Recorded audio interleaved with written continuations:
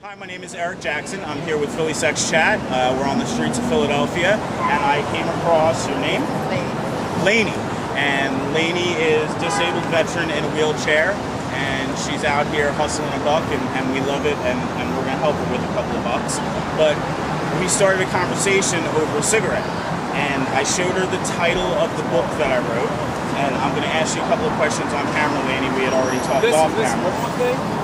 What did you think when you saw the title? And tell me what you actually said. Use those words about like the school thing. Orgasmic, obviously you think of an orgasm. Expulsion, I think more along the lines of being expelled from school. So getting expelled from school, which is just the way that Lainey's brain interprets it. But the reality is, expulsion is that. It's getting thrown out of school. And we have glands in our bodies, and some of them expel things, and some of them hold things. So when we get swollen glands, those glands hold on to things. They're endocrine glands. But then there's exocrine glands, and they shoot things out. So the expulsion is the actual medical term. So the medical term, what a body inside an organism does that lets something go, is expulsion. You don't think it would be secretion? It is a secretion as well. Absolutely. It's a secreting gland. That would be the layperson term as well as the More medical the term. action versus the medical. No, it would be both. It would, yes, it would be the action as well. Yes, secretion and secretion. So now you're aware. I asked you the next question because the second subline of the book, the artwork is at the artist, and the editor has the same copy I have in my hand for editing, and it'll be on Amazon.com on August 5th. And once it's up there, you can get it. The DVD is now available at thebigsoak.org, and that's been sold. I made the DVD, so I made an instructional DVD in 2006. In 2006, 2007, and then I finally got it out onto the market in 2008. Is it XXX? Yeah, I mean, you would count it as XXX, but I don't count it as pornography, if that's the question. I don't advertise it on any porn sites. I won't put it on any porn sites. I could have had probably 1 million times more hits over the past 4 years with my web knowledge if I had put it out on porn sites. But I won't put it out on porn sites, but if you type in educational information about female ejaculation, you're going to come up with the Big Soak at the top all the time, no matter what search engine you use, because that's what it's about. It's about the education. And I don't want, if you're just typing in looking for squirters online, you don't come up with it, because that's not where I want to be. Anybody that's looking for educational information is where I come from. Now, in your experience with female ejaculation, which everybody knows that layman's term, what it is, what did you think the first time it happened to you? You told me that you are actually a squirter, in your words. I know that I had an excellent experience. So your first experience was an excellent experience. Yeah. And the guy that I was with was actually my common law husband, and he was excited. So you guys were already together 7 years plus as common law? Well, we were together How at many that years does it point take for about common 2 law? years as friends, and a year in a relationship before that happened. So living together 3 years makes you common law in TA? It's actually 6 years or 7 years. I thought it was 7 years common law marriage. All right. So it happened to you 3 years into the relationship with the guy who ended up you staying with for years after that. That's awesome. Do you think it helped you at all in your relationship that was something that you learned after the first couple of years? I think it was more we had a love-hate relationship. About the only place we had a level playing ground was the bed. So the content of the bedroom was the makeup time. Yeah. Okay, I've had other people say that and attest to that on camera, and you'll see that on the channel that we're on. Right now, we're going to be on a channel on YouTube. It's going to be called Philly Sex Chat.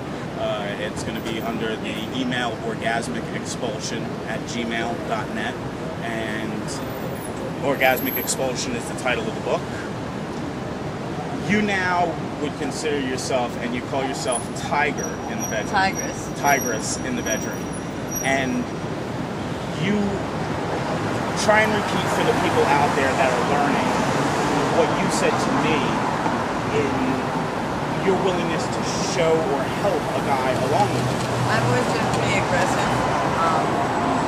Always wanted to be the one that brought pleasure to my partner. After I had a partner in the military, his name is Mike Cole, he showed me that I could in fact enjoy myself and get to experience things fully. How old were you at that time? I was 21. So at 21 you went into the military and you met a guy that was more concerned with you than himself. Right. Wow. And I had 21 different guys that I dated that all knew of each other, but he especially took time to do me time. So let me ask you, this guy's name was Mike? Yeah, he actually forced me to Give do Mike it. a shout out. What's up, Mike? If Mike ever sees this, He would. Mike, you can personally take credit for that coming out in a human being. And that's a lot, in my opinion. And that's why I've been studying this for half a dozen years. And why I wrote the book, and why I made the instructional DVD, The Big Soap. And because Mike changed your life. How many guys have you been with before Mike? Plenty. What's plenty? I'd say give about me 50. without embarrassment. No way. So when you were in the I military, was sexually active quite early. And you were sexually active quite early. All right, that's much more than me. I can count on my two hands I had how many I've been through. maybe 30 at the very Other least. than instructing this, which I don't count. That's just straight instruction. I mean, yeah, sometimes I participate, but I don't count that as intercourse. That point, that was probably the most intense sexual peak year that I've had outside of 24 when I started experimenting with other things. That was about the time when I started squirting regularly. So, 21 you started regularly because Mike got you going. And once that happened, you were able to, great word. That's right. I was unleashed. So unleashed for sure is, no better words can be spoken. I love when individuals come with me with phrases that no better words can be put to the situation that they're talking about. I use an expression when I put on glasses and I was fooling around with my dad's glasses and I looked up at a tree. Right now it's just a green blob on a stick for me. But if I put my glasses on over there, I can actually see leaves. It's like that. It's an enlightenment. It's a change. And all of you know that I wear glasses from the other videos, so you know what I mean. I started wearing them when I was 18. He unleashed you. What great words. Like, you're blowing me away. Like, this is great video.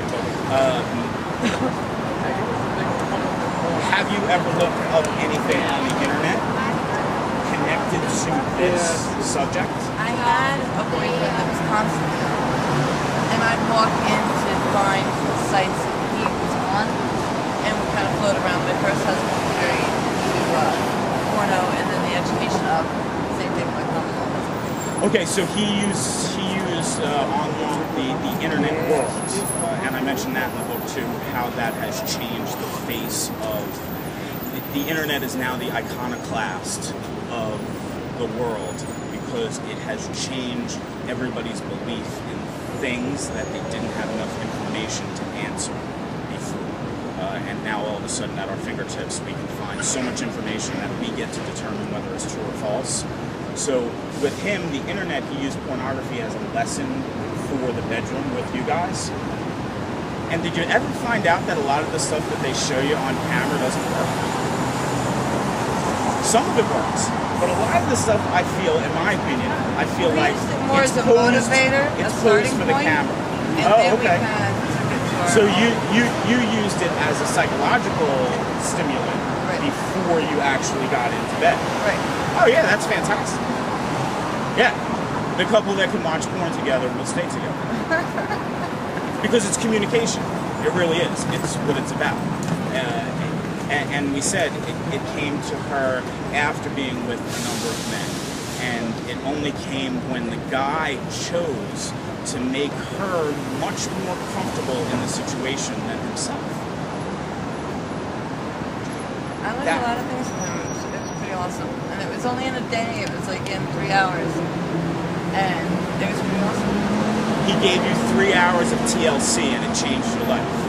Well, it certainly made things better for the guys that I've been with afterward because I was able to let myself go as well without stop. Oh, tell me about the stop, because you just mentioned a feeling that is really something so tremendous in the whole controversy surrounding female ejaculation and orgasmic expulsion. The stop thing. Did you feel like you were going to pee on somebody? Yes, the big thing with me was, and I had said that to him very specifically, I said, you know, I always get the sensation like I'm going to pee, so I just want them to stop and I go straight to sex. And then I take over and make sure they enjoy themselves so they're not mad at me. And he goes, oh, no, that's not going to work. So Mike said, oh, no, that's not going to work. No, he actually took handcuffs and belts that he had wrapped around the bed and had tied me up. And okay, but you were into that and okay with that first? I mean, I had one experience briefly, but never to the point that somebody tied me up and would not let me go. Not that I don't want to get Mike in trouble for kidnapping you. But now that we've given him all the kudos that we've given him, we don't want to backtrack and say that you were willing. You were willing to participate. But I just want to cover Mike's ass legally. I also wanted him to stop because of the habitual stop, and he would not let me. Because he did discuss with you before that you shouldn't stop. He did say, yeah, he said, I'm not letting you out. But I thought that I could break free or something. No, but what he was really meaning was that he's not going to let you stop. He's going to keep doing his work and hold you subservient at that moment, in that, because it's an S&M thing. But at that moment, you were the sub, and what he wasn't going to let stop was you changing positions to make the feeling that he was working on stop. That's what was really happening in Mike's head. He was like, okay, how am I going to get her into the position that I need her into, that she's not going to be able to move enough, that I can do my work and show her something different that she is not about to pee. Now let me ask you that question. When you squirt now, do you think it's pee? No, not by any means. So not by any means is it pee? No. It's not urine.